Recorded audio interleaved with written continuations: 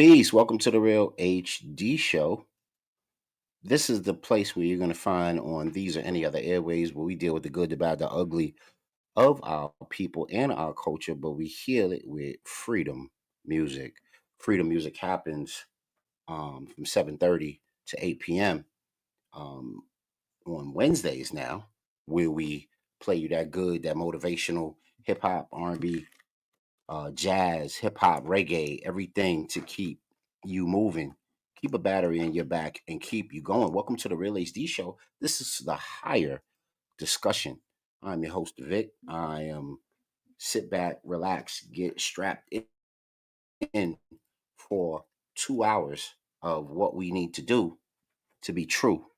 You know what I mean? They say let be true to yourself. I will be true.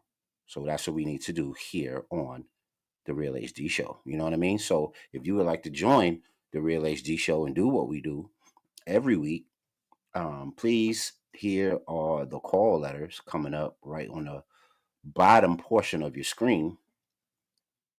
Come talk your ish link, streamyard.com, Q6Y6, NVJTHX. You know what I'm saying? And that's there for you and the whole crew. Y'all know what to do. Y'all just tap in. I bring you up from backstage, and we have a higher discussion. I know everybody in the New York metro statewide area is probably watching them Knickerbockers right now. You know what I mean? Hopefully they putting the Celtics on their ass, but you know what I mean? But you can still tap in because this is just as important, if not more important, to our life, liberty, and pursuit of happiness. So let's tap in, do what we got to do because we are the Real HD Show, the higher discussion. First, make sure you like, share, and subscribe. Turn on all your notifications so that every time we have a Real HD Show, you too can tap in and have a higher discussion right alongside with us. That's very important for you to do. The Real HD Show does our data and analysis of what happens at this end of things, what you guys like, what you don't like, what your comments, your questions, your concerns, your participation as we move forward to our, you know, sovereign channel movement. This is very important for analytics, data, and etc., so that we can know what we're doing on the show, know if you like and appreciate and value what we do on the show, and how we can best serve the needs of the people. All power to the people. Um, Also, make sure that you check out Total Package Energy. They have it's a supplement or natural supplement, melanated company, Olympic tested, people approved. They got zips, teas, waters, gels, uh, wow, juices, all types of stuff. It's not Red Bull; it's all natural. It will take that strain away when you start getting tired and feeling lethargic. Maybe you didn't sleep well the night before or get enough sleep because you were burning the midnight oil for divine and purposeful reasons.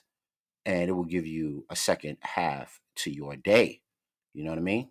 And we will be jumping in and out of those uh, advertisements and sponsors throughout the show. Before we go any further, if you're in the Rochester area, the weekend of the 16th, May 16th, that is, make sure you guys check out the Malcolm X weekend events that happen around Rochester, New York, celebrating our shining prince, celebrating El Hajj Malik El Shabazz and his wonderful contributions to our people and to the planet.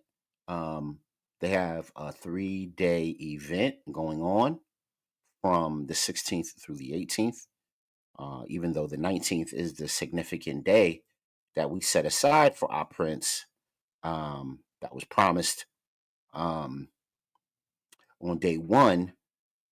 They have certain things going on. So let's jump into that. That's the Scholarism Day. That's where we get to build. That will be on Thurston Road. We get to build on life, love, legacy, past, present, and black to the future. Also on day 2, we do firearm safety workshop, fire to that. And we do the Malcolm X Marketplace, fire to that.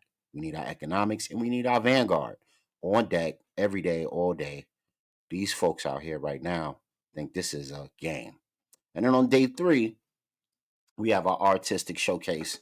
And in the fashion of Brother Malcolm, he had a lot of friends and he had a lot of compadres, comrades, if you will, that were in the entertainment space. And to honor them is to honor him. And we want to do that on that particular day. There's going to be some really dope Rochester artists involved in this thing, some really dope Rochester personalities, scholars, activists, and just plain folks who give a damn putting this whole thing together. So y'all make sure y'all bring y'all tuckers down to the Malcolm X weekend. If not all days, at least one day. And also, if you can, if you could break them off a contribution, either monetarily or with your resources in some form or fashion, um, that will help the people who create this wonderful, wonderful 3-day event. You know, do it next year, do it bigger, bolder, and brighter. So check out the Malcolm X 3-day events. Um, coming near you, especially if you are in the Rochester area. Um, Come to the city, get on that. Here's the flyer for the scholarship day. Real dope, real dope. I don't know who made it, but I love that's right after my heart. Join us fire. So, and you'll get, it's interesting that we got to talk about some clandestine building and organizing. And this would be a wonderful, wonderful um, opportunity to do that and to kind of circle the wagons, make some plans and some clandestine movements for the future. All right. So, what we would like to do tonight to start the show is we would like to do a mashup, smash up, like we always do on the show. That means we're going to be taking 2 segments that we usually do and put them in one. Um, First segment we're going to start out with, and we may run this again if and when our esteemed panel shows up.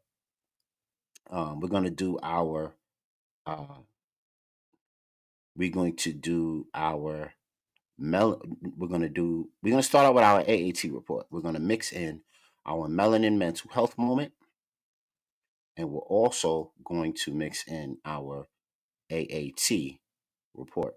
You know what I mean? So you'll be getting a little bit of both in this particular couple of things that we have to go through and go over and deal with. First is a video by brilliant brother Dr. Bobby Price, and let's get to it, man. Let's jump into Arrow Aquaterra, healthy, wealthier, and wiser, right here on the Real Estate Show. Here we go.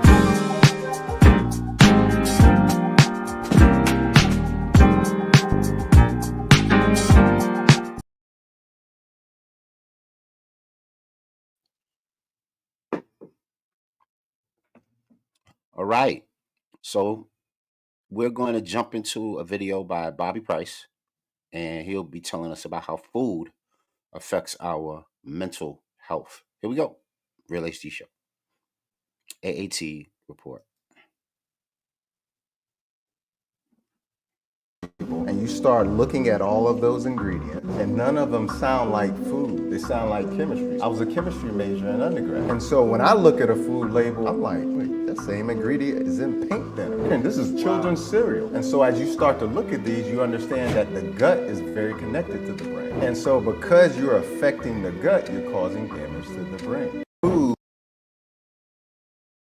All right.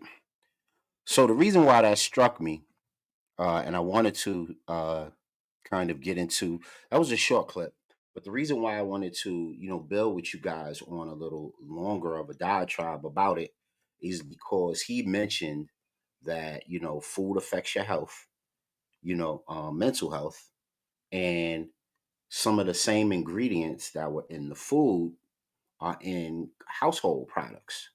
Now, when I did my expose on the Pruitt Igoe uh, silver oxide chemtrails episode, um, I talked about how the what was in the silver oxide in the chemtrails that they were spraying outside of the Pruitt Igoe projects, what turned out to be the same chemical that was in the paint that they were using to paint most project apartments, walls, and buildings. And the people in the Pruitt Igoe projects, before they destroyed them, because they got exposed, before the government destroyed Pruitt Igoe projects, before they got, because they got found out, they got exposed for the, degradation that they were causing and the health disparities that they were causing and the death and destruction. They basically were using that methodology. And that was a popular ingredient in paint, that silver oxide that was in the chemtrails that they were spraying over vast amounts of inner cities in the United States, rural areas in the United States.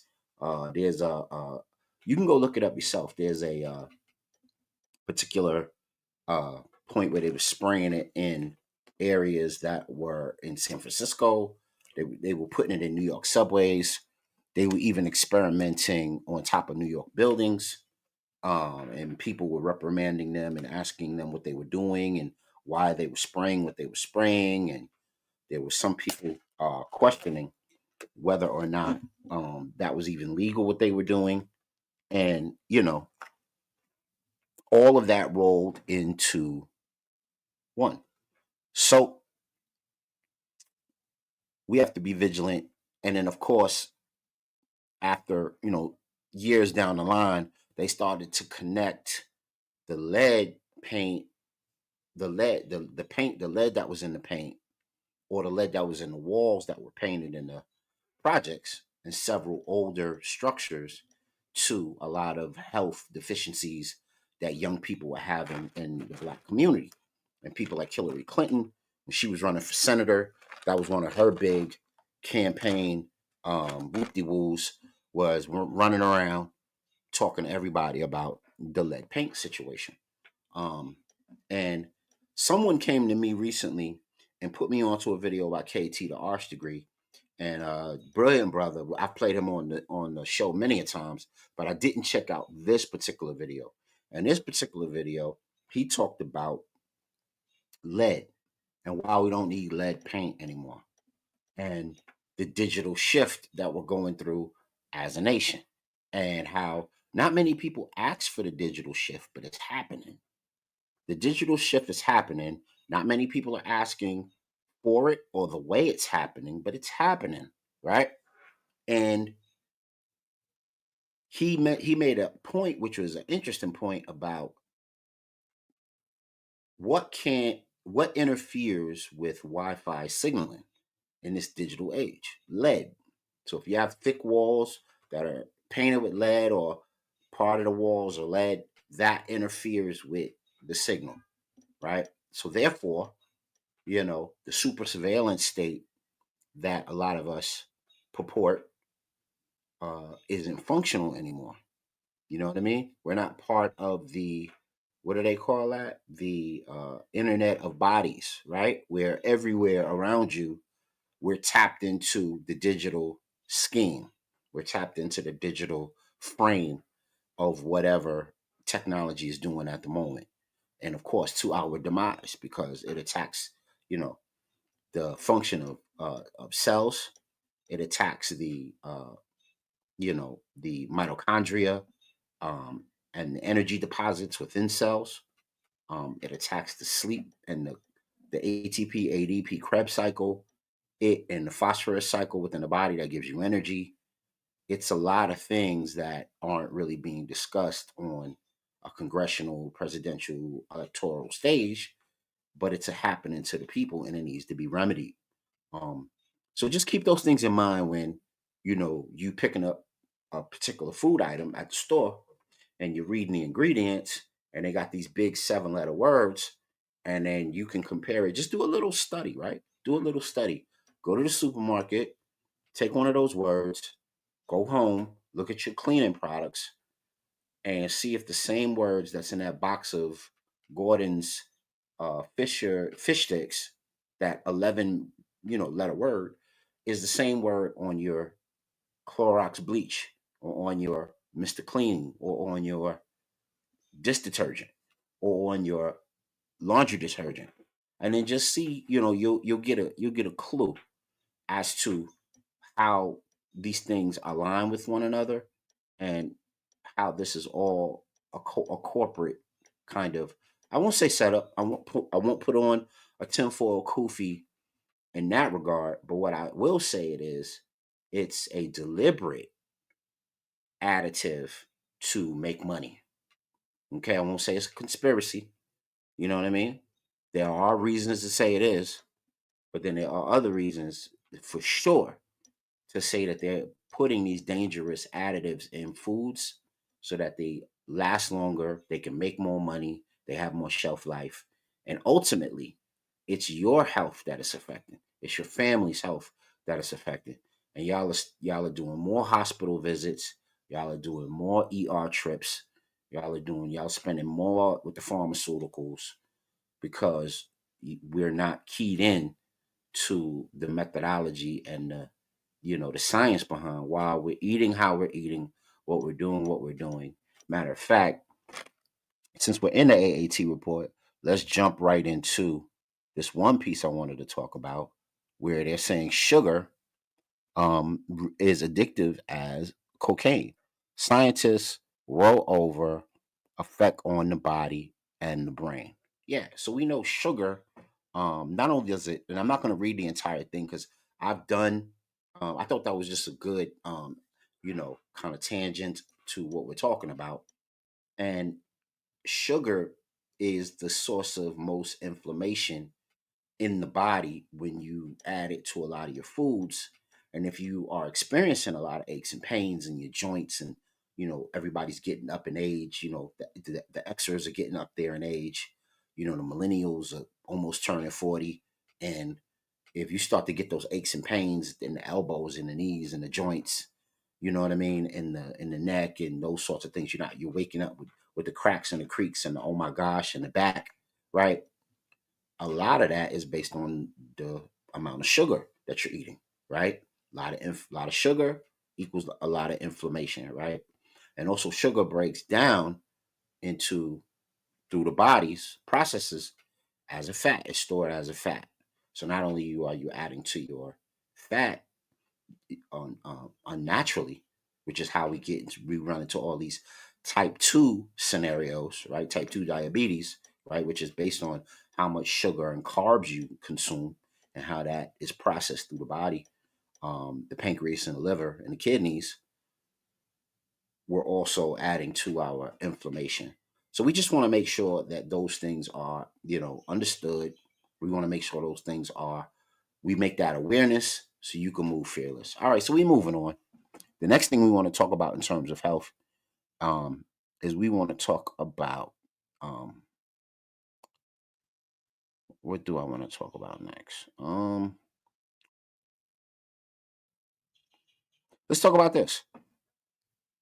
So a couple of times I've done a couple of exposés and awareness factoids on Alzheimer's and dementia. Why? Because I have people on both sides of my family, both my wife's side and my side, who have suffered with Alzheimer's and dementia.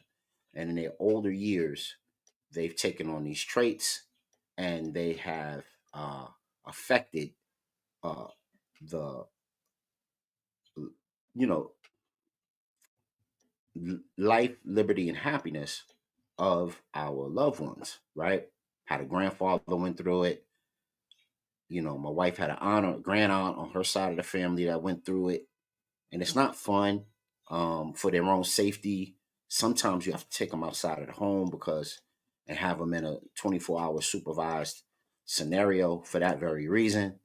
And it kills their vitality. It kills you know, their drive. They get up and go because they don't understand their surroundings. But now scientists have created The first reprogrammed, all right, I want y'all to hear me now. This is interesting. The first reprogrammed brain cells that could cure Alzheimer's disease. Wow. Out of control. And it's basically talking about stem cells. So they reprogram stem cells, right? And the way that they do it is if the brain tissues or the stem cells within the brain tissue is not totally ruptured, not totally destroyed, not totally decayed, they can take part of that and duplicate it into a brand new branch of brain cells. And then those particular functionalities improve the cognitive function.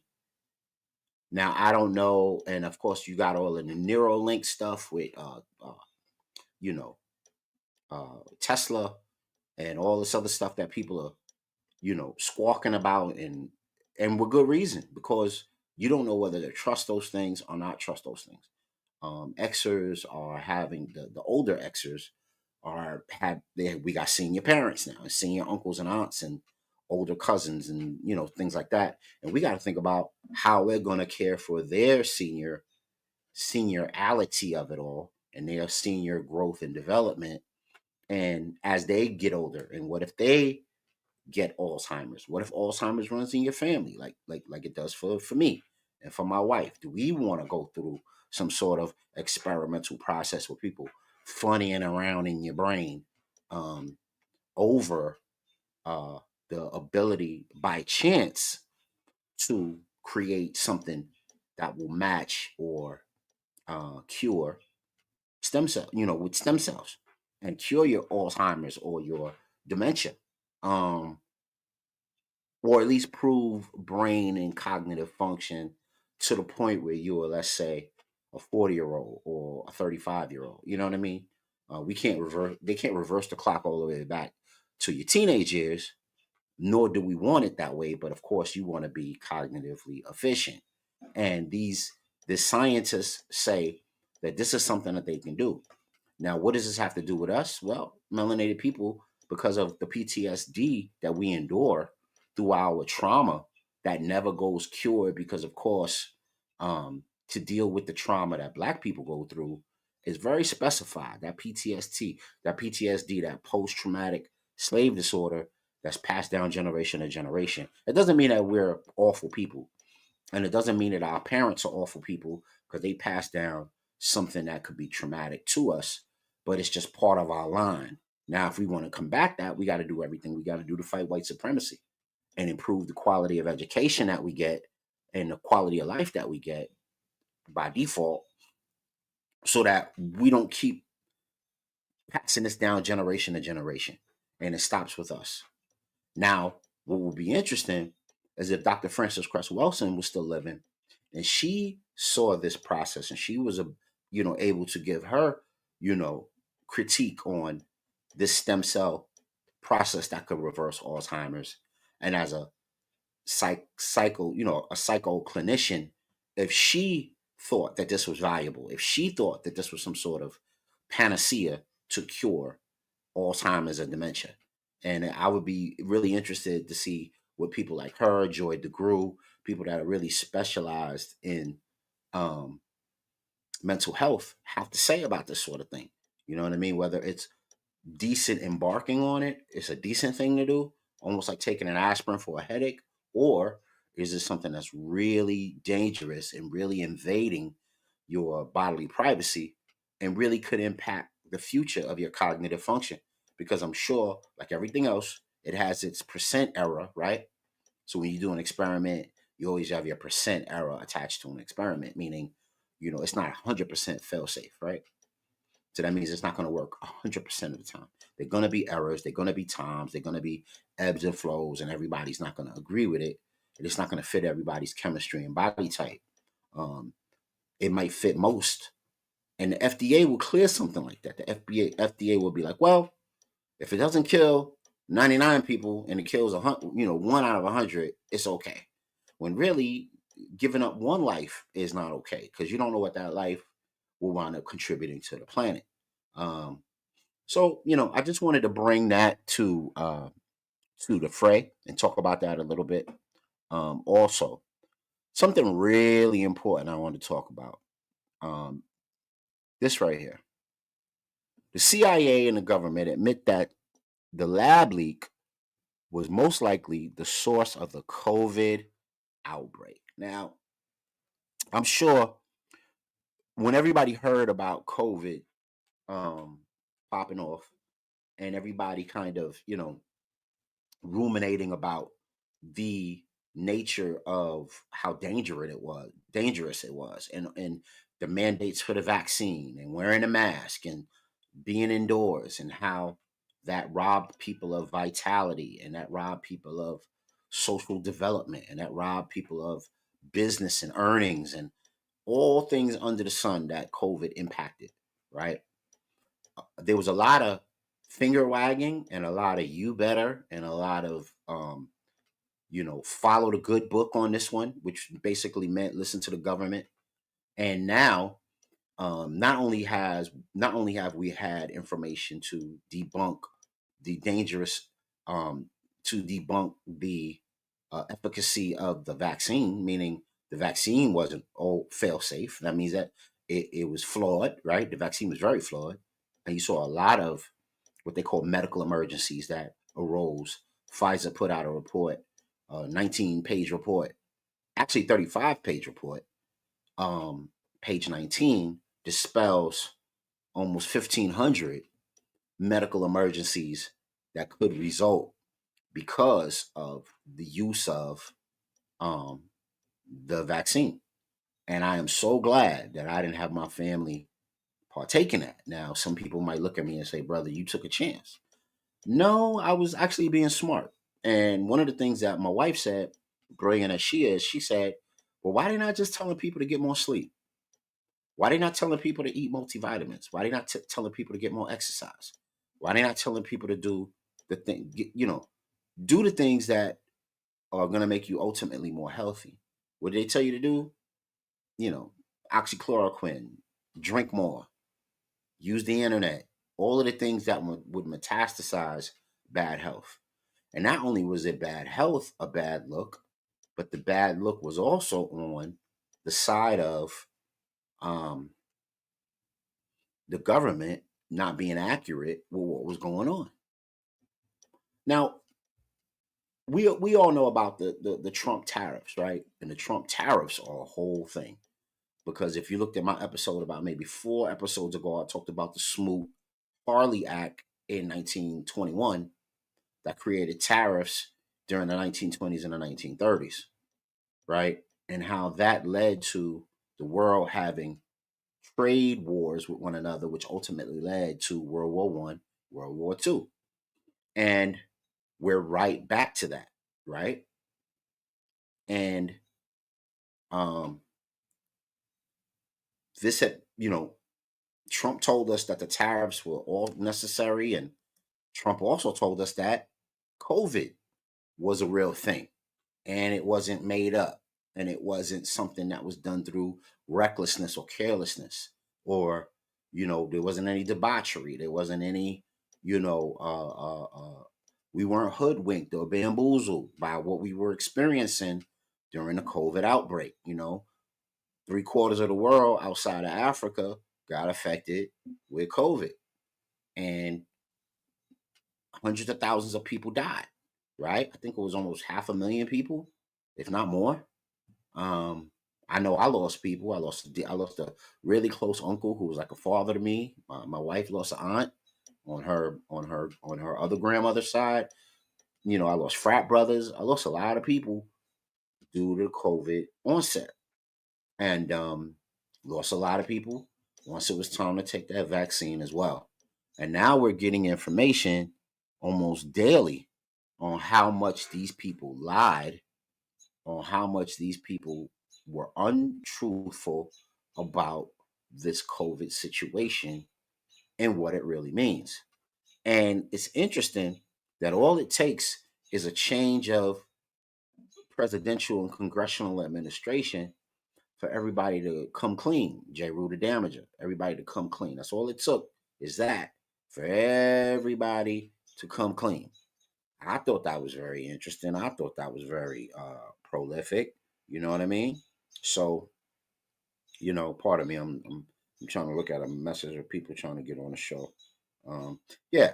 So I thought that was really interesting how all of that, how that manifests itself, and what does this do for everybody at home listening right now? Y'all can answer this question. Does this give you more faith or less faith in government? And I even want to hear from Trumpsters, because the Trumpsters in the first administration of Trump, you know, and everybody was so rah rah about putting Trump back in office. Well, he's back in office, and he said some things in the first administration about COVID that were definitely untrue. Him and Fauci, and now this time around, they're admitting the wrongdoing. So, does this give you more confidence or less confidence in government? Also, does this indict him in a way where we could start processing to remove him from office? Because he's in the command. He's the commander in chief. He's in the highest enforcement office of the country. You know what I mean? If he told a cop in Wisconsin to lick the floor, that cop in Wisconsin better lick that floor, because he's the commander in chief. He's in charge of most law enforcement, and he's the enforcement arm of the government. So, was he protecting the people by telling them things that weren't true? And then, what do you do when the government gives you falsities that impact your way of living? It impacts and kills your loved ones. It impacts, your livelihood and how you make your money and how you support your family and yourself. And it impacts the world around us. You still got people walking around wearing masks over what the COVID era invoked and created a culture for. So, you know, now that this stuff is out and about and making its rounds, I think it's really, really interesting. You know, what what should we do about this? Should we start the impeachment process and the removal process for Trump and all people like him who decided that this was the way to go and this was the way to tell people how to live their life through this really, really dangerous era of medicine and disease? Yo, it's really ill. And I want you to chime in and weigh in on that and give me your thoughts on that. Confidence in government or no confidence in government? Should we start the impeachment process and actually remove Trump from office with this or not? And that's why I said to you earlier, in an earlier episode, I had my brother on, Aaron, and we were talking, and I was saying how there's mad different ways you can combat the Trump era. Everybody doesn't have to run for the hills. Everybody doesn't have to close the hatches and hide your grandmas in the attic and all of that craziness. You can actually fight this through the legal process. And you see many, many judges doing just that during this time period. And, this is one of the ways you can fight it. Hold him to task for what he said he did in the first presidency. We have a really unique opportunity to see if these things came to fruition. Did what this man said, the orange man, right? Did what he say? Did he do what he said? Does anything he said, any of the plans that he made, any things that he led, any ways that he led the American public, actually have validity, or did it hurt or help the people? So that's on y'all. Put it in the chat. Let us know where you at. We are moving on. Teens. RFK got this from different scientists and engineers, but he claims teenage boys in America have less testosterone than 70-year-old men. What the MF is going on? That's crazy. But this goes back to, you know, the forever chemical conversation that we had about maybe a year and a half ago, where I went over the Aaron Brockovich interview. Um, I was going over the Aaron Brockovich article, and we talked about nanoplastics. Nanoplastics are in everything. It's in the water. It's in the food. It's in a little bit of everything that you have and everything that you consume. And if the nanoplastics are contributing, and I forget the chemical that's in a nanoplastic, but the nanoplastics are contributing to lower testosterone levels for boys. Not to mention, there are societal functions that are moving young men into um, having less testosterone outputs than they used to have. You know what I mean? Like less outdoor play, less participation in sports, more locked up in the house, um, more being locked up in the house playing video games than outside playing with their friends, or putting their hands in the dirt and getting really engrossed with nature. So the low T is for a lot of reasons, but I never thought it would get to the dangerous level of saying that boys and young men have as much less low T as 70-year olds.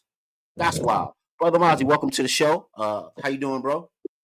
I'm doing all right, bro. Just making sure I tuned in. Yeah, man. We talking about this right here.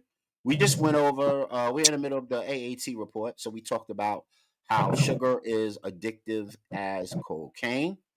We talked about the U.S. CIA admitting that COVID was a lab outbreak, and we talked about how the beef between China and the America over these tariffs, and Trump's kind of trade war that he invoked with kind of the rest of the free world, the free marketplace, is contributing.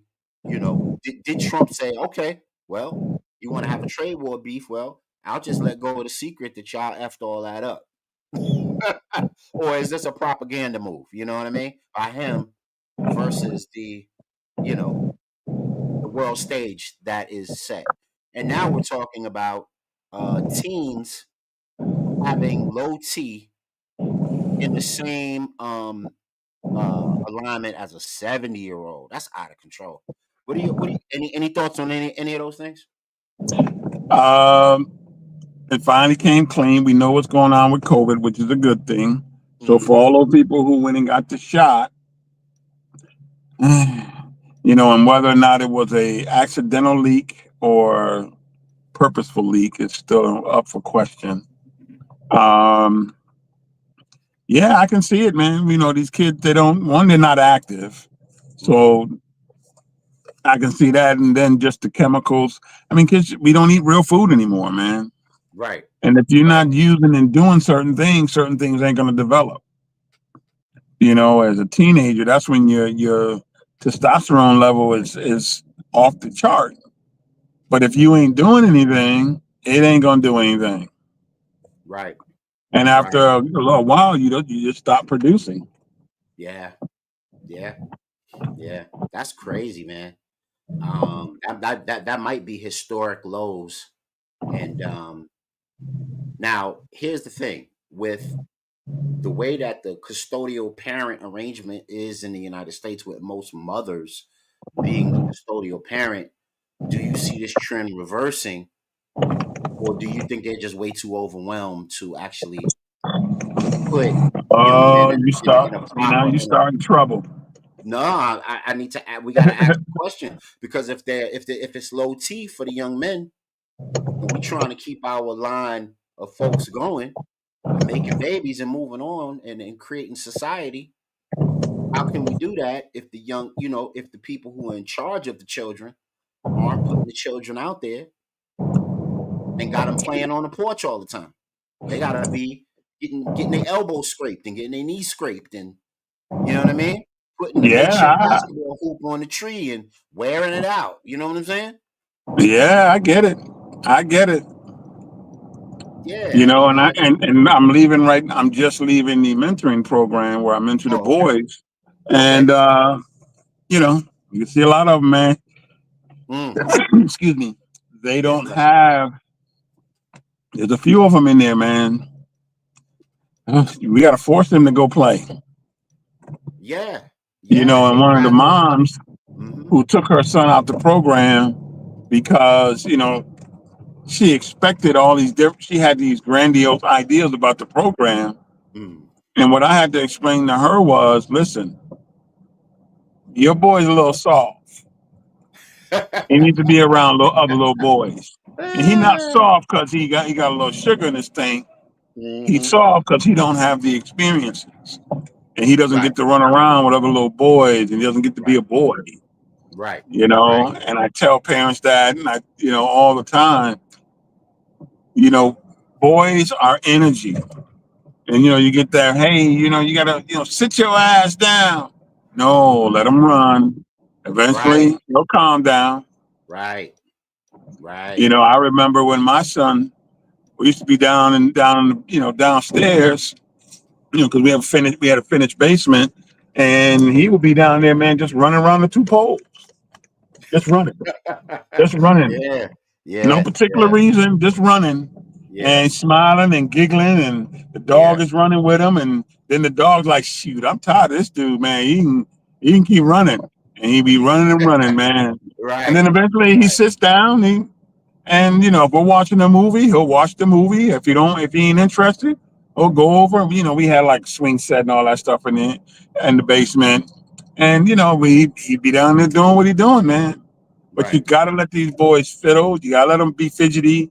You gotta let them run around. You gotta let them just do it, man. Yes, sir. Yes, sir. Yeah, man. Oh, and there's a great video for folks to watch. It's called Raising Cain, Kain, and basically it's about the fact that little boys are always just about what are boys like. Boys traditionally, by nature, are a ball of energy, and how the education system thwarts that. We put kids on drugs, we put them in special classes, we label them, all that different Right, stuff. And they right, show a kid in there, man, who he just couldn't concentrate, man. So what the teacher would do is she would give him a pass, and she would let him walk down the hall, downstairs, back up and around. You know what? He was good for about an hour, and she can get a lesson done, and he can get some learning in. right. But us right now, because of the way our school systems are designed, especially public schools, they're designed for the adults. And if the adults are unhappy, then we got to make the changes to make the adults happy, not to be able to bring the natural genius out of these children. Well, one thing I used to do for my teenagers, right, is I would have like a push-up contest. Oh yeah, oh yeah. So I used to So teach you had the chemistry. manly man thing going.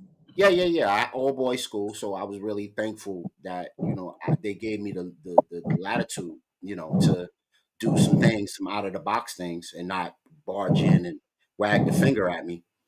But as long as I was, I wasn't hurting the kids, but as long as I was producing results, they liked what I was doing, and people would go to the administration and tell them, "Oh, Mr. James' class is lit." One of the things I used to do is if they uh, had a dispute over something in class, or if they had like how two kids raise their hand and they're trying to both get to the Hmm. question and they get to bickering or whatever. Push up contest. Who's the one that can get to 20 the fastest? You know what I mean? Yep. And boy, they hit the ground. And or they're like, okay, well, now let's increase the stacks. Let's do push-ups on the chair. So now it's not just on the floor, feet on the chair, push-ups. So now you got your incline push-ups going, jumping jacks, different things like that. So if you design education, and that's just simple thing of many things that I did to engage my male class, my male classroom, and they would look forward to the things that I did as rewards to participating in class, getting the stuff right, doing the homework, up a ba, da da da. You automatically get a curve on the quiz if you come through and you bust out 50 sit-ups, 50 crunches. You know what I mean? Hmm. Those sorts of things. And now they're exhausted. Now they're willing to sit down, shut up, and listen. Pretty much. You know what I mean? So Yep. yeah, now their antennas are up. You know what I mean? Because you activated their chakras through the exercise and so on and so forth. I don't want to go too far with that, but you get what I'm saying. Yeah. I Yeah, mean, yeah, the yeah. bottom So line is, man, you got to get that energy out of them, man. yeah, And yeah, until that energy is dissipated, it's just going to sit there, and it's going to come out in ways we don't want it to. So we have to direct it. You yes, know, just by nature, that's just who boys and who men are, especially in the developing stage. yeah. And So someone, unfortunately, go ahead. I'm sorry. Go you ahead. know, I was looking at the class, looking at the boys in there today. I think every boy in there got a freaking cell phone, Yeah. and I'm saying why? They don't need cell phones. No, you're You're 8 years absolutely old, right. 9 years. If you want to give your kids cell phones, give them an old school flip phone because all you need to do is make some phone calls. Right. You Right. don't need to be on there doing all the other stuff. That when then we always say, I don't know how that boy gets to how he know this stuff and how he know that stuff. You don't know. Come on now. We usually take the phones, and this is when I was at the physical location. Now I'm online with the co-op kids, but um, and what'll stop the education online with them is if they use their phone versus a computer. Computer's more stable. You can access it better picture, better sound. But when they're participating with a lesson on their phone janky, in and out, and they could use the phone as an excuse. Oh, Mr. James, my phone, it's out. It's not working right. I gotta Yeah. go. And now they checked out, and you're not in front of them, so you can't engage them the way you want to stop the behavior. But I wanted to jump on something else to stay on this teenage boys and low T and all that. Recently, I heard of something real crazy, and y'all make sure y'all like, share, subscribe to the show. Make sure y'all get the numbers up because I'm seeing a lot of voyeurs, and we're not helping the show by uh liking, sharing, and subscribing on the many channels that we broadcast to. And that's why we broadcast to the many channels so that we give you guys an opportunity, no matter where you at, to get the show. So please do that. And also, if you feel like it and you're so inclined, like Brother Mozzie does, please donate to the show. And after you hear this particular story, you're going to want to dollar sign the Real HD Show, all caps on the words, dollar sign the Real HD Show, maximum flex $50. Hit that up. The channel will greatly appreciate it. This right here, the world's first sperm race goes off in L.A. What the hell? So Woo. we go from teens having low T to a sperm race. So an Asian guy, I don't know his name, he developed this. It's almost like one of these reality shows. And what they do is they take a sample from whomever volunteers it, they put it under a microscope or a petri dish, and they have they measure conception, and it's called sperm race. And there's $1 million prize to the sperm race.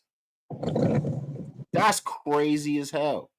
So I don't know what convention caused this whole thing, but just the fact that there's we're we're commodity we're making sperm a reality show commodity now.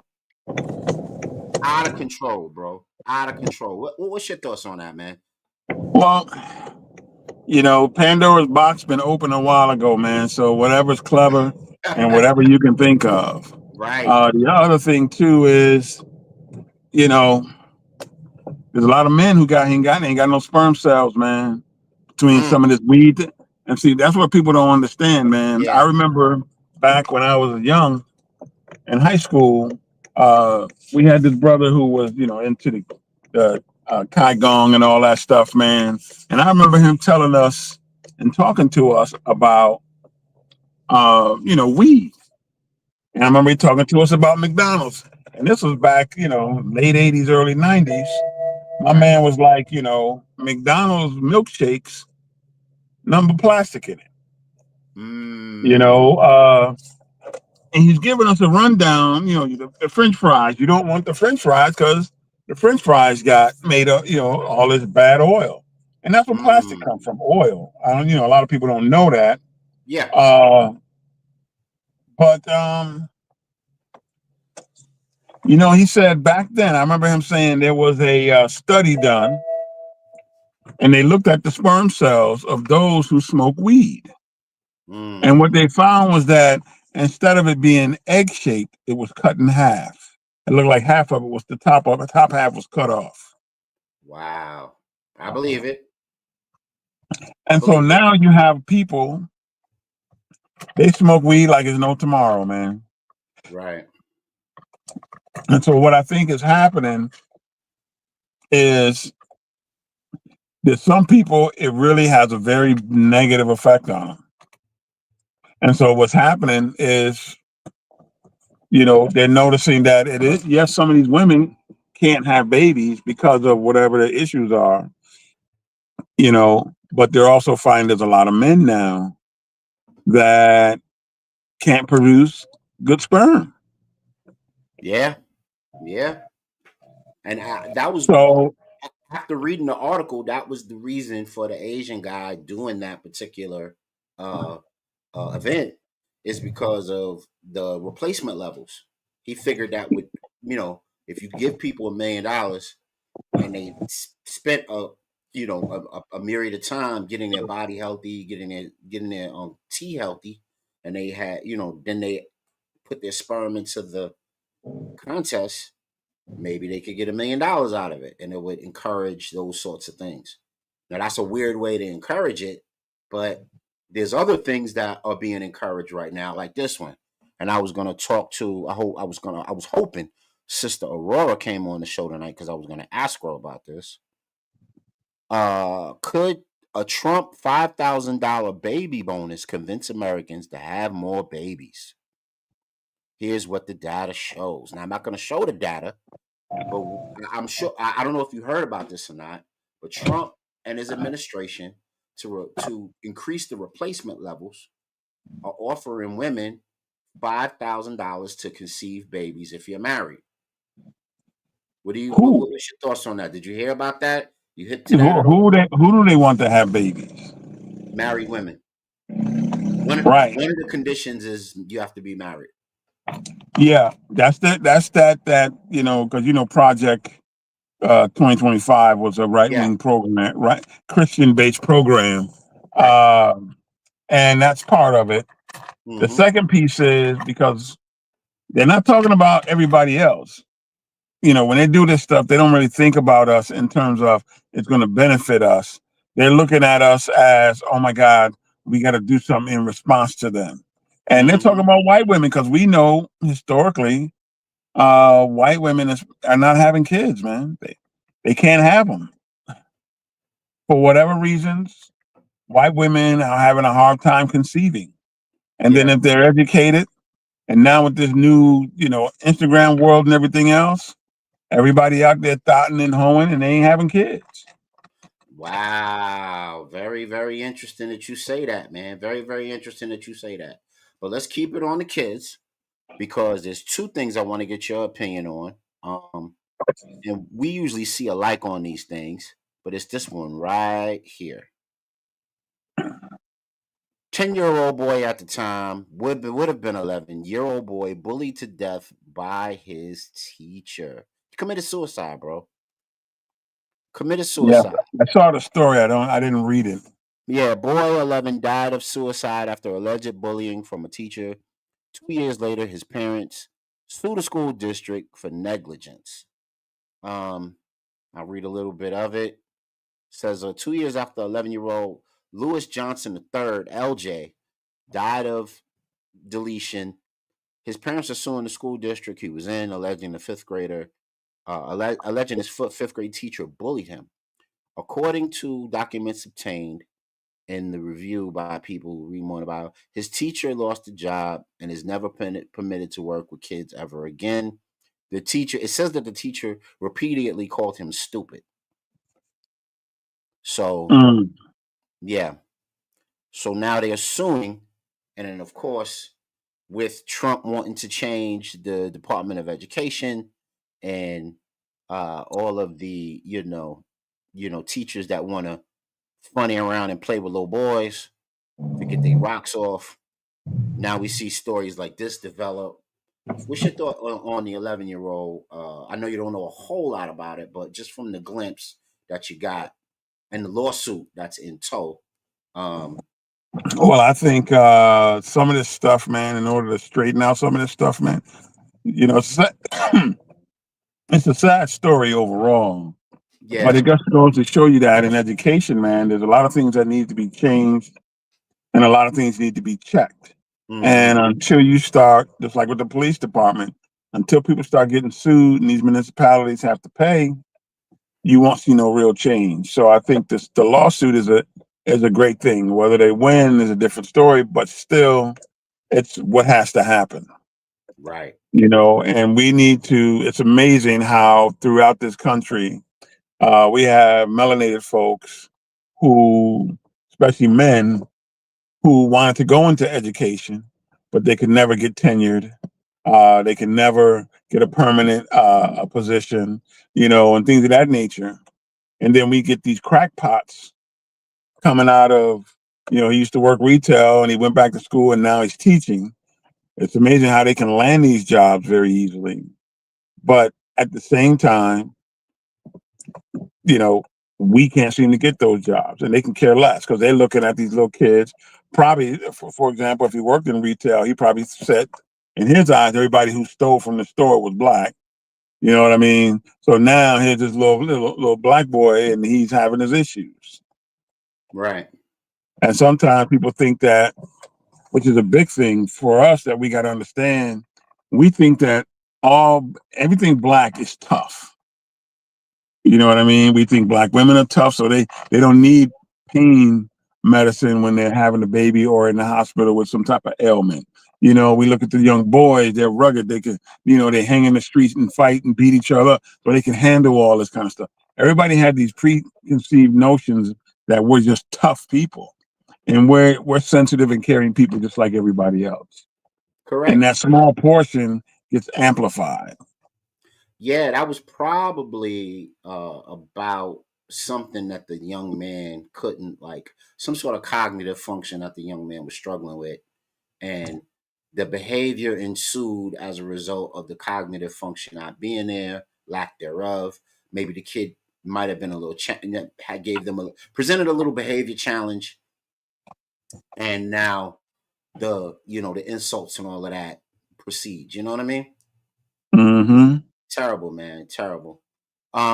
Let's keep it moving to this right here. And this is probably y'all make sure y'all donate to the show if y'all watch this on a repeat, because this is another heater that I want to talk about on the show. Um, this brother right here, Ohio father charged with killing deputy after son's fatal police shooting. Crazy. Ohio father has been charged with aggravated murder, allegedly striking and killing an officer, a sheriff's deputy, with his car just one day after the Cincinnati police fatally shot his 18-year-old son during a stolen vehicle investigation. Ryan Hinton was shot and killed by police on May 1st, or Cincinnati police, responding to a report of a stolen vehicle. Police say Hinton fled the vehicle and during the pursuit pointed a handgun at the officers. Body camera footage shows an officer firing multiple times as Hilton appeared to run away. And, they did the whole perp walk with him in court, and they had this performative display of unity like they like to do from the police, where they went into his arraignment and the cops were like encircled around the courtroom, like 30, 40 Mm. of them. Yeah, it's funny. I just saw that earlier today on the African Yeah, News Network. yeah, yeah. And he was, he stared him down. He was like, "Yo, I did what I had to do." So it's a lot. It's a lot. It's a very layered story, very layered dynamic, and What's your thoughts on this, man? And because I have multiple thoughts. What are your thoughts, Well, bro? the main thing is he knew his son would not get justice. Ha ha. Very good. Period. He Yes. just knew, Yes. uh, you know, there's no reason that whatever my son did, there was no reason for him to die. And my son said, "We're not gonna get any justice here. This Yeah. guy gonna continue with his nice job, making some good money. And you know what? The only way I'm gonna get justice for my son is an eye for an eye." Yeah. Yeah. So has the climate of police profiling, police injustice, police brutality come to this level of violence in the society? Is this where it's leaning? Not to mention Ohio blacks are some riders, man. Them people over the civil rights travails and the Jim Crow travails, and you read a lot of stories about a lot of Ohio natives because the racism was so blatant as far north as Ohio that they Hmm. that they put together chapters and units of vanguards that straight went after people. Not to mention, we just saw the vanguard of them on the bridge protecting against those neo Nazis just recently. So we know Ohio has that racist, overtone to it. Is this where we are as a society where black people gotta start taking them folks out? I think the only way you're gonna find change, and I think Malcolm spoke eloquently about this. Hmm. The only way you're gonna see change, man, is you hit me, I'm gonna hit you back.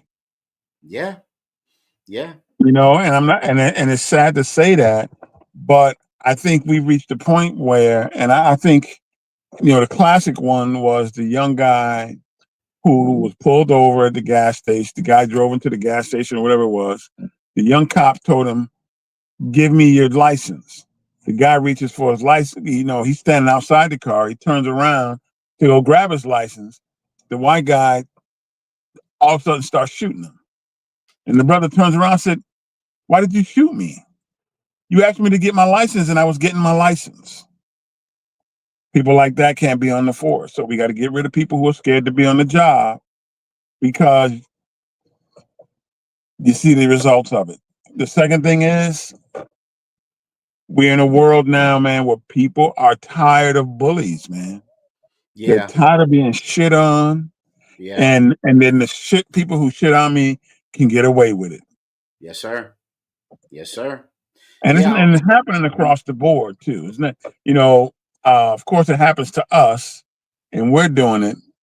We just did it, but it's happened too in other communities in America where individuals are starting to, I wouldn't say fight back, but they're starting to retaliate. Yeah. You're seeing instances where, the guys like, because, the cops like to use that quit resisting. It's like, dude, you got my hands behind my back and you're freaking pulling on the handcuffs and it hurt. I Right. can't stand the pain. I don't know what you want me to do. The only thing I can do is move to try to alleviate that. And the first thing you say to me is, "Stop resisting." Right. And then now you keep yelling that out so your camera can see it, can hear, pick it up. And then now you can start doing awful things to me. Nah, that whole resisting thing, people are tired of that too because many people have been shot in handcuffs, melanated folks. Many people have been shot with their hands up in the sky, melanated Right. people. People have just been running away from the action. And you said because the guy ran down the street, you were scared for your life, so you shot him. People don't want to hear Right. that no more, man. Even the crazy white people who can sit there and try and say, "Hey, listen, all right, if this is how it's going to be, just understand it's not going to be good for these guys out here on the street." Yeah, I remember during the protest season when the Bay family, their daughter in Rochester, was dragged across 104, dragged across the entire highway, a busy ass highway. She was dragged across the highway in cuffs, and which is super dangerous, right? And it's in and of itself. But to put her through that sort of, and she was a little 11-year-old girl, and to put her through that sort of thing, just because she was in a car that was pulled over and all of those sorts of issues, all of those sorts of things. And we were protesting for the family, the Bay family, because I knew them personally. Those were my homies, and we were at the and it was the Irondequoit cop, and then of course it was it's at the Rochester border, so the Rochester police were there, Irondequoit police were there, and the protest moved to the Irondequoit station where the arrest took place, where the holding was, and I was telling the cop outside of the station, I was like, listen, I know y'all gotta make your tax quota. I know y'all profiling people. You're doing all these things that are illegal, and you're doing it in, plentiful ways. Your coffers are full, and you take a lot of this for granted. I said, but y'all gonna create a climate where it's not gonna be safe for y'all to put on that uniform no more. I said, if y'all Yep. drag 11-year-old daughters across busy highways in cuffs, literally dragging them, right? Because they can't walk like the way you pulling them with their hands behind their back. So you literally have to drag them. They're gonna come for you. And are y'all ready for that sort of Wild Wild West climate? Y'all ready to have y'all head on a swivel? I said, y'all are worried about getting home to y'all wives every night already. But the way y'all carrying on, this is eventually going to be the outcome. So now we have this. And of course, we've seen these things since then. A cop shot here, a cop shot there. The cop is shot here in a retaliatory nature by the father. And then you'll see just recently, there was some, you know how high schools will employ cops to manage high school Mm-hmm. kids, the populations of kids in the street as they leave school. There was Yeah. some sort of fight that broke out over something. I forget where it was, but it was a fight that broke out recently, and the cop interfered, trying to be, big bad, and got busted in the gut.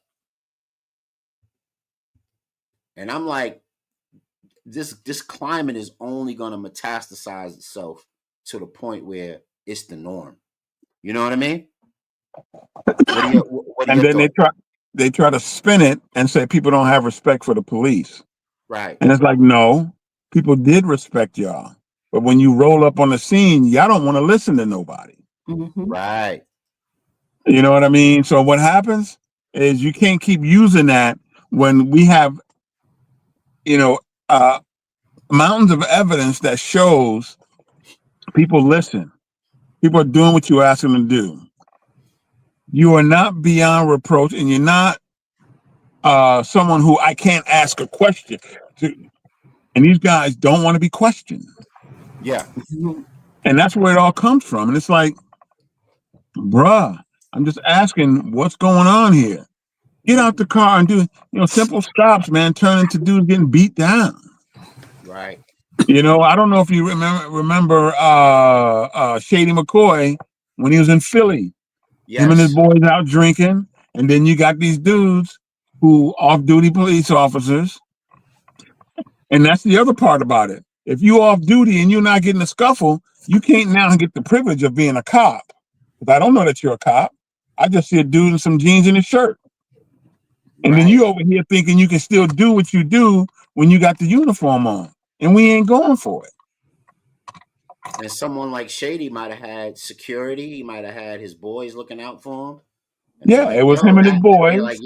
that dude is encroaching. He coming for you." You know. Yeah. And so they Oh, ended up, the officers got some beat downs from him and his boys. And so then they want to invoke, I'm a police officer, and now you're going to jail. It's like, wow, I didn't know you were a police officer. One, two, you weren't on duty. And they got, he got off, and everybody wants to say, well, it's because he's a football player. I'm like, nah, man, you can't just decide because you're a cop. Now I can go and mess with people, and then say, hey, well, I'm a cop. You can't talk to me like that. right, Like, who are you, man? right. But And you're then that, creating a climate where dudes just ain't gonna like police officers. And in the black community, for the most part, people don't like police officers, man. Because even when we try to talk to some of them, on just on an everyday, you sitting at a corner or traffic, or something minor that takes place, and you get just such vitriol, man, which you're like, oh man, fuck you, man. Right. Right. We want to welcome Sister Aurora to the show. Peace. How you doing, sis? Hey, Hey, please, sorry I'm running late. I couldn't Nah, get you in. good. You're all right. I'm glad you decided to tap in. Yeah. Just so you both of y'all know, and everybody watching the show knows, the Real HD Show and the Real HD Show Network has uh kind of made a executive decision, and we're only going to do the Real HD Show on Wednesdays because we have a full lineup of shows, and we are broadcasting different shows every week now. I mean, every day of the week, Wednesday through Oh, Sunday. okay. So, in order to facilitate and bring all of that quality programming to you guys, I need, we need time to kind of develop the shows, Mhm. produce the shows, have production meetings, so we bring you guys quality shows. Peace, brother Godspeed. How you doing, bro? Peace, man. Peace. Peace to Yeah. So we're all. talking. Hey, big sister, how you doing? I'm good. Good. So All right. while I'm bringing that up, we'll get back to that issue because I want to get both Godspeed's take and Sister Aurora's take on that. Let's look at the shows that are coming up on the Real SD Show Network for this week. Today. Check it out.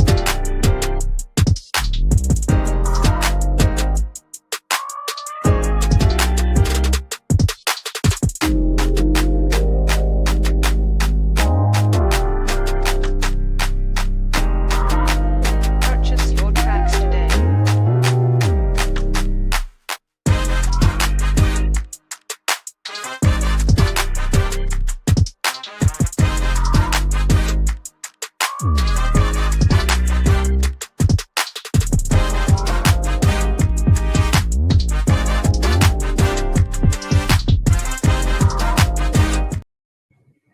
Oh, you guys are doing your thing. Congrats. Yeah, we got a lot of shows coming up. Much more. Look out for Sneaker Mhm. Madness. Look out for Sipping After Dark. Look out for the Black Political Party show. We got a lot of shows in development going on. If anybody wants to participate, help develop, or you have a show running idea, please contact myself or Brother Godspeed, who helps me out with a lot of the talent and acquisition for the show and for the network, and we can get it popping that way as we make our move to get off the social media plantation and onto our own television network itself. So we got a lot of things Sounds going, a lot of good. things happening, and hopefully you guys can join us in our move.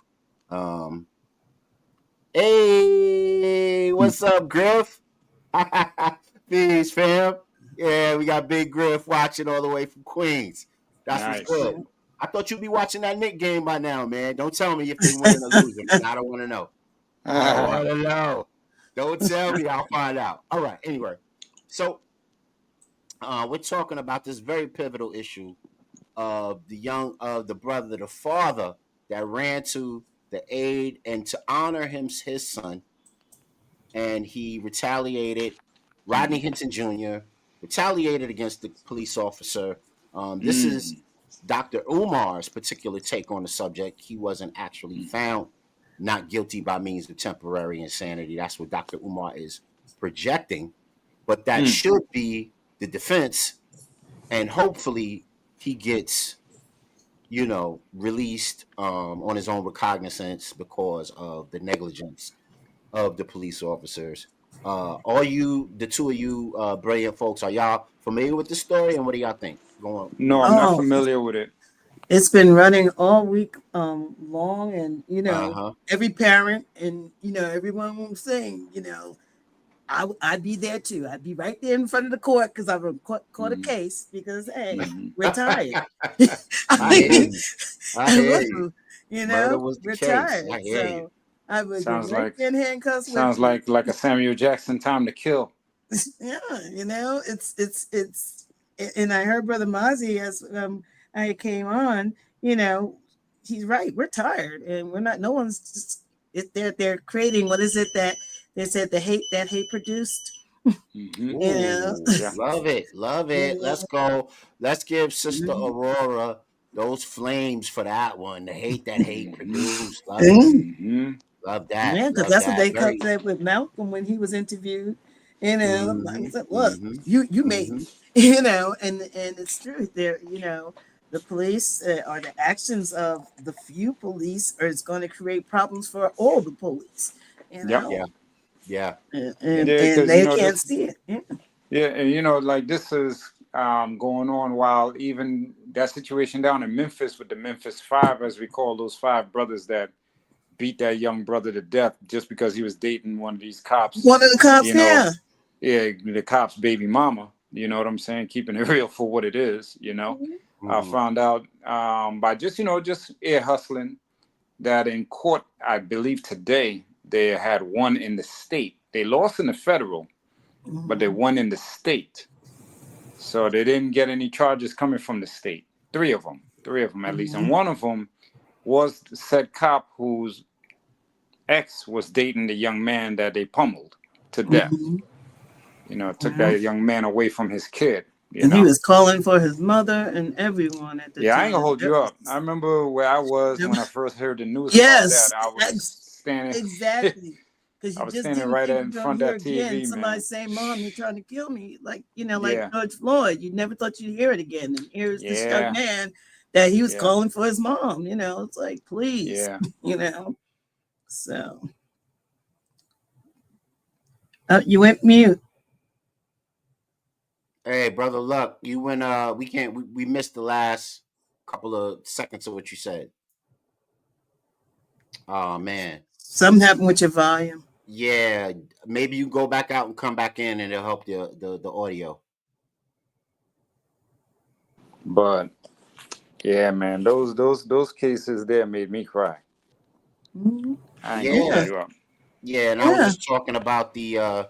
We coupled that with the 11-year-old boy who deleted himself Mm. because he was harassed by his teacher, called stupid and all kinds of names. And as an educator, that shakes me to my core because I would Oh, never do that. I would never do that to a kid. never. And for that to be an outcome, you know, man, we gotta treasure our young men in the Yeah. ways that we mold them, develop them, and raise them. Because they're the future. They're the ones that are gonna Right? carry on and help us out when we're old, and also develop society and move society along. Yeah. Just Look, there's crazy no stuff, man. sanctuary for our black men. You're supposed to go to Yeah, school, it's supposed to be absolutely. a sanctuary atmosphere, and you got this kid being harassed by the teacher. Then you got Mm. teachers trying to, seduce and have sex with these young kids. There you Mm-hmm. go. There's like three of them, Mm-hmm. everybody out of Florida. Okay, I don't care. They'll, Yeah. they'll write you and talk about every teacher out of Florida needs to check themselves because we do not bring kids to school so you can pick the litter of who you want to sleep with. Right. Yeah. Yeah. And they're So Mm. doing so that left and right. so going back to this Rodney Hinton father gets revenge for his son situation, brother Mm-hmm. Luck, as a Moor who really treasures the law and law and order and operating in that capacity, is this a golden opportunity to change the habeas corpus laws that are being ignored? And because cops are supposed to bring the body to justice, they're not supposed to kill you for Right. your transgression. They're supposed to bring Yeah. the They're, body to they're not. justice. They're not supposed to be Judge Dredd. Exactly. The Mhm. judges in the courtroom, not you as a civil servant. You're not. That's not your Right. capacity. But if they're shooting you for just doing simple act, and then also, where's this, brilliant training they're supposed to be getting in Israel and Tel Aviv and all these places Mm. where they could subdue people without lethal force? Mm-hmm. Why aren't they using that in a situation like this? And is this a golden opportunity to change the way that cops do things so that this sort of thing doesn't continue? And why aren't any of our alphabet groups doing a damn thing about this? Where's NAACP on this? Where's the CBC on this? Why Oh, I'm aren't shocked. we? I'm shocked because normally they You they know, would eat this sort of thing up. You know what I mean? right?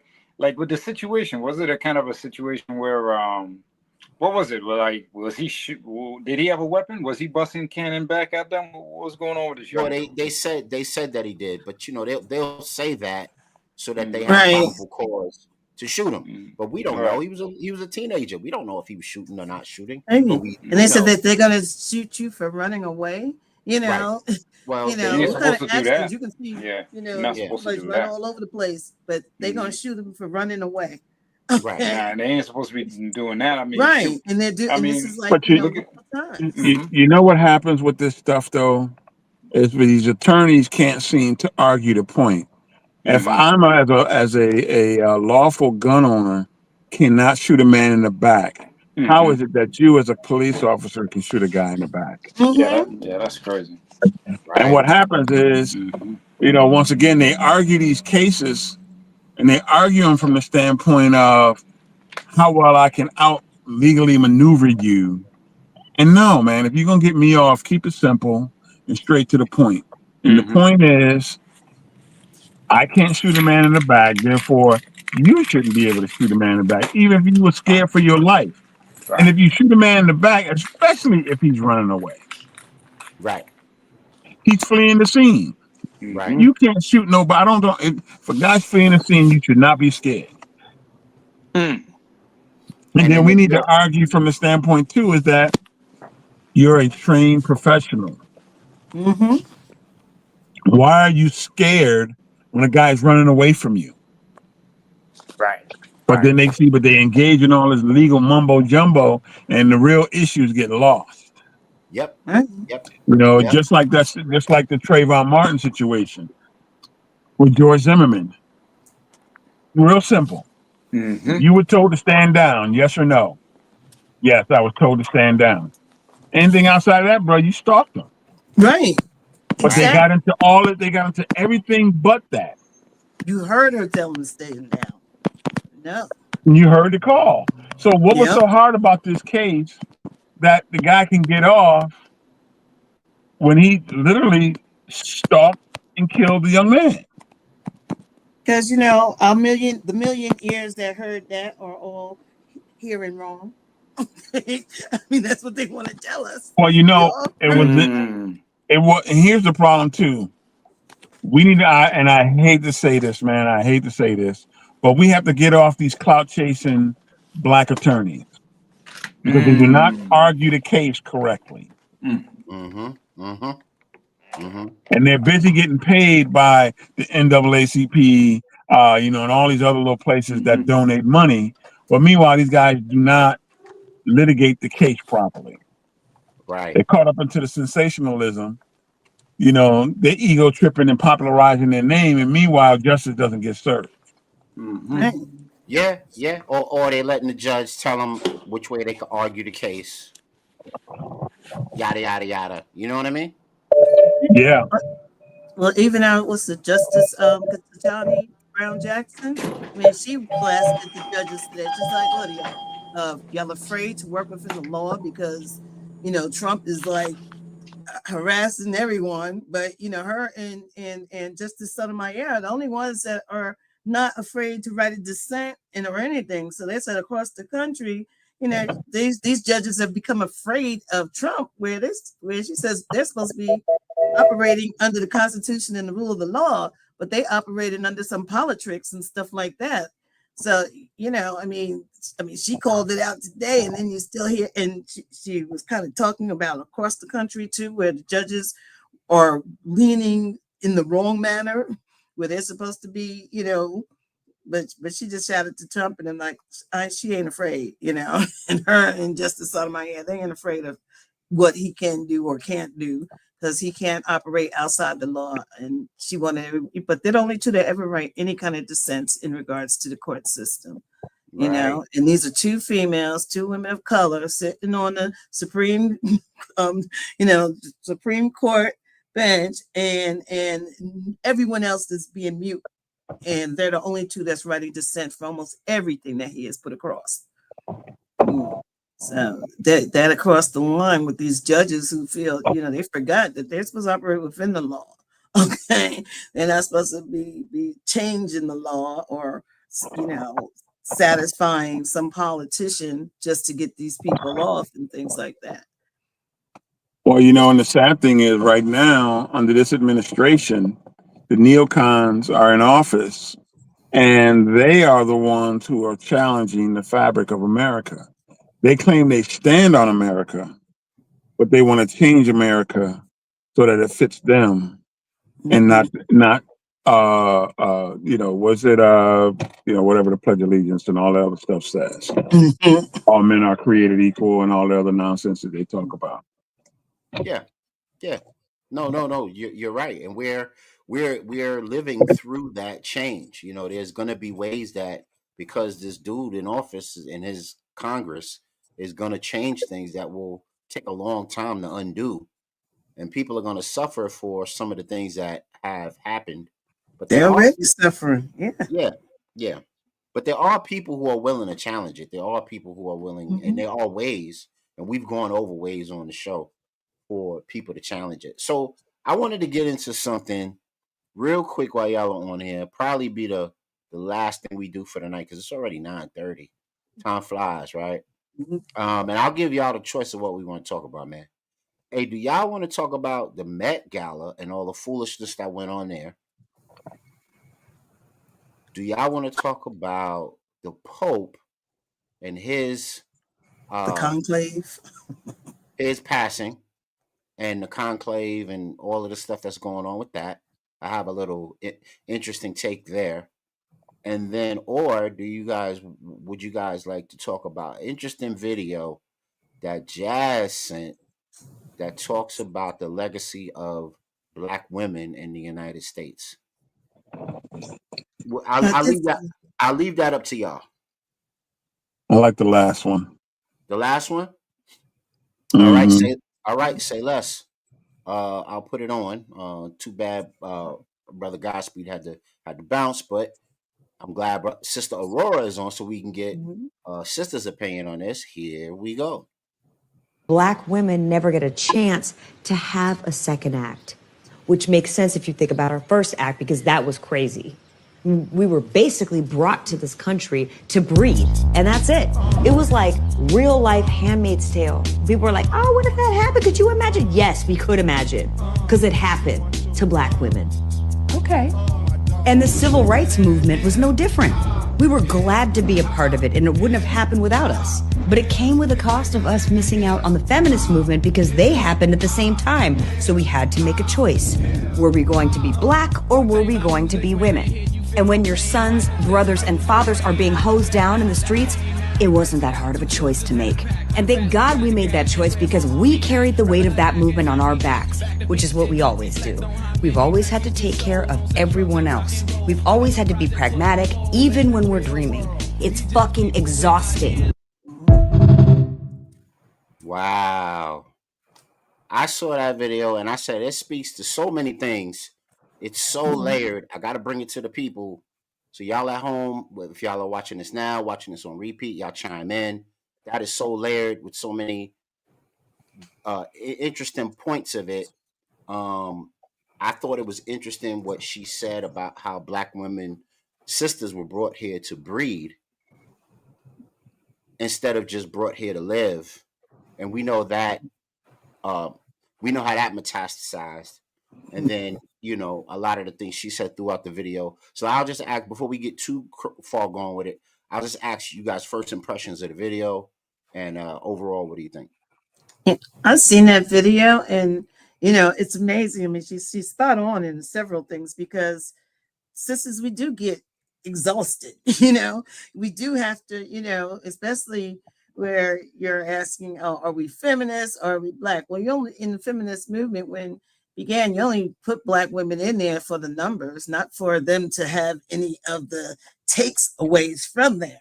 Okay. And so, I am what they see, first of all. And so again, where she's saying, yeah, our brothers are getting killed in the streets and stuff, we have to be winning. We have to step out from behind that bush with a machete and things because we're exhausted by it all. Even today, I mean, every child that you see missing and every child that gets shot who's of color, we're not just we're feeling for that parent, for that parent, whoever they are, and for the community that they come from.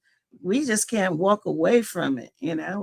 Every time, like, that's why I was tell people, ask me, why aren't we haven't seen you on Facebook a lot. It's because every time I come into Facebook, there's a child missing, and I can't pass Uh, up without sharing. I mean, I'm not going to, because if I'm that parent, the least you can do to help me is just to share it.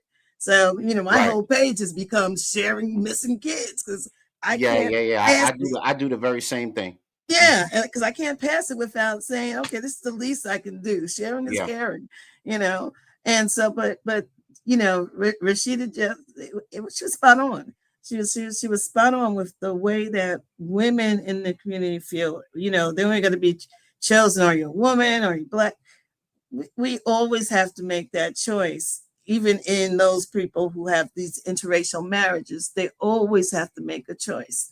You know, it's like, okay, you're not going to sit by, and allow this to happen, or so she's just so spot on, and it's such a time for women's mental health issues and things that are happening, because even though we see it's going on and it's probably not in our house, but we know that it could be.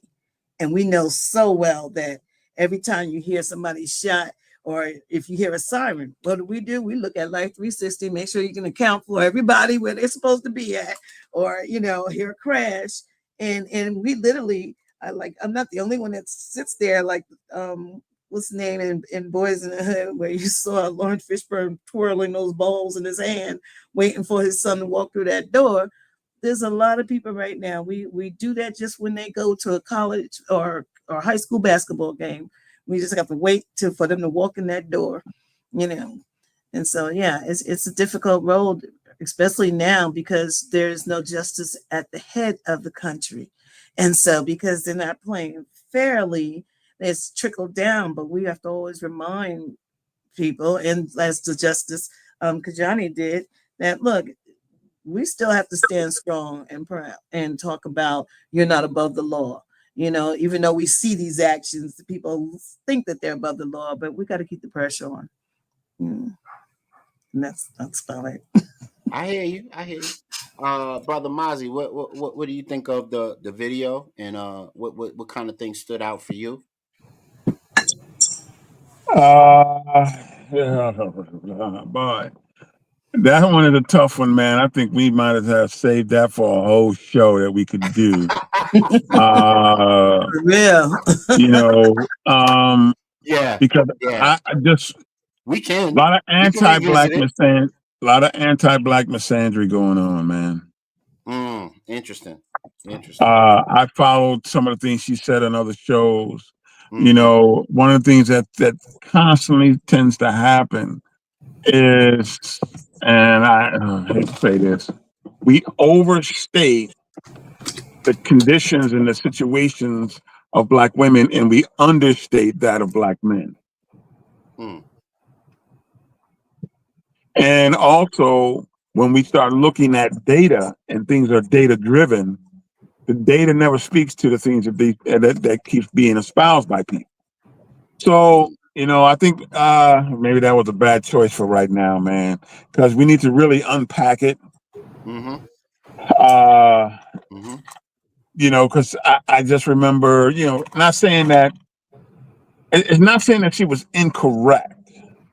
I think the way in which it was presented sends the false narrative, or a narrative that's not totally correct.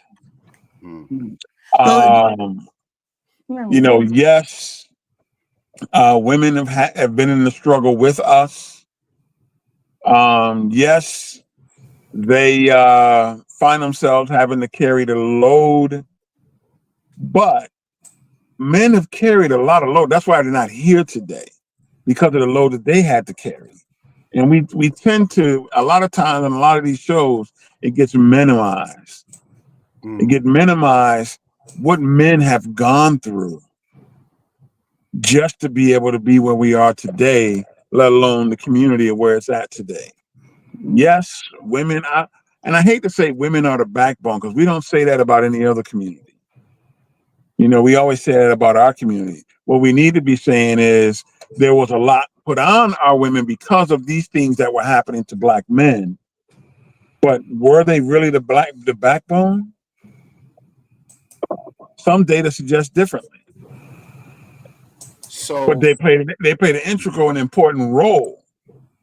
And what we get caught up into is my struggle was worse than your struggle. And we can't be doing that as a people. That's how they get us. Because the reality today is Black men are dying in record numbers.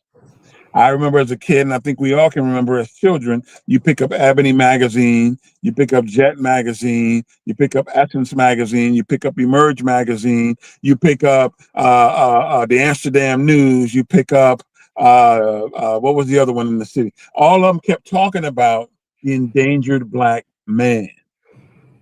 And we seem to downplay that and upplay sisters got to hold it down for us. And we don't so talk. Oh, go ahead. Go ahead. let me ask a quick question. Are we desensitized to that, you think? Yes. And we Desensitized forget. is just having to hold it down. No. Desensitized to the low hanging fruit of I guess, the barbarism of our struggle. So now we have to intersectionalize it. You understand what I mean? Yeah. Yes, I think we What do you have. think? What do you think? Because you know what? Let's do this. Let's put a pin in it because it's already 9:40. This Yeah, deserves. that We one was gotta heavy, walk this man. dog for real. Like this is, Yeah.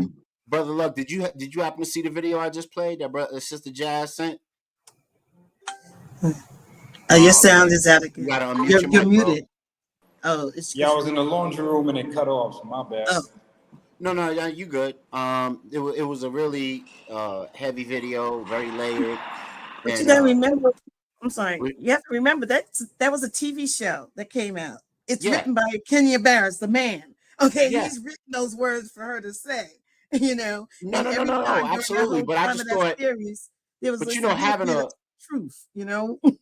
to me, it's way past bedtime to have a intellectual conversation about that. You know what I mean? Like you said, we can definitely pin it and bring it up another Yeah. time because, Because like my brother Monty said, it's that's a almost a whole quarter show. to. So let's pin it.